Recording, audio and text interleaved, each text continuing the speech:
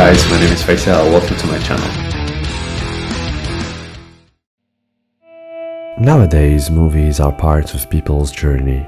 They offer a brief escape from the harsh life. They are indeed a form of entertainment and visual pleasure. Some may think that the main purpose of a movie is to entertain. I'm just trying to make people laugh. And how's that going for you? Any other aspiration is considered to be of less importance.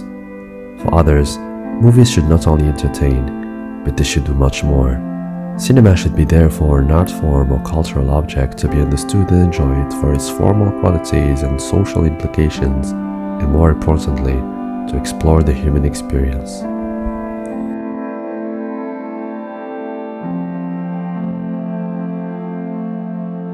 The decline of cinema isn't just an illusion, it's reality, and for many cinephiles out there, it's very disappointing to see that the seventh art has turned into this. It's difficult to describe the way that the twisting of the lights.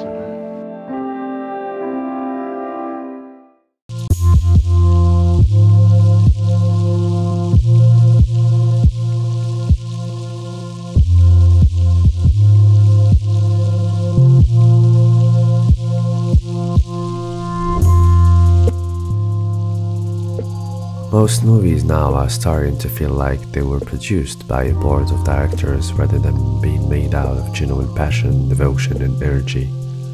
That energy has disappeared a little bit now in films, with everything being designed to provoke a massive commercial event or to start a franchise instead of being a remarkable and efficient movie. A big reason you don't see original and inspirational movies is simply because most free-thinking people are ignored or disregarded in most of our modern industries. Fortunately, art and film have become a business. Corporations are less likely to take chances on people or artists who think out of the box or have their own way of thinking contrary to the norm. In the second half of the 20th century, movies were the third largest retail business in the United States. More than half the country went to the theater. That's an audience share bigger than today's Super Bowl. The major studios owned their own theater chains. They controlled the means and distribution of a product that was indispensable to the people back then. It is no coincidence that all their films made money.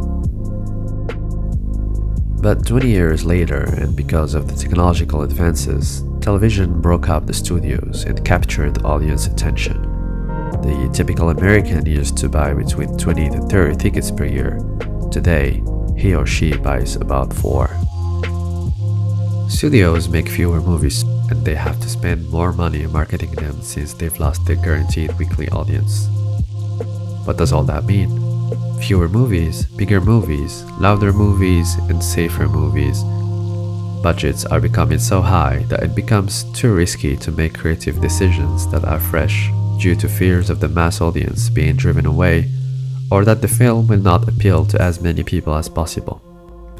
So it relies on sequels and adaptations that it knows have a built-in audience, not only at home but also abroad, where explosions translate easier than nuance. It's an entertainment machine which purpose is not just to gratify consumers, but to condition and create them. The problem with Hollywood's blockbuster movies is that they are average, but they are average by design. The industry has changed from monopoly to a competitive industry that can no longer afford to constantly value art over profit. Prior to the advent of CGI and other technologies that allow for spectacular special effects, filmmakers had to rely on good stories, compelling characters, and strong dialogues. Budgets for films were also relatively lower than they are today, which has only aggravated the decline in quality. Filmmakers used to have to do a lot with little. Now they can do little with a lot.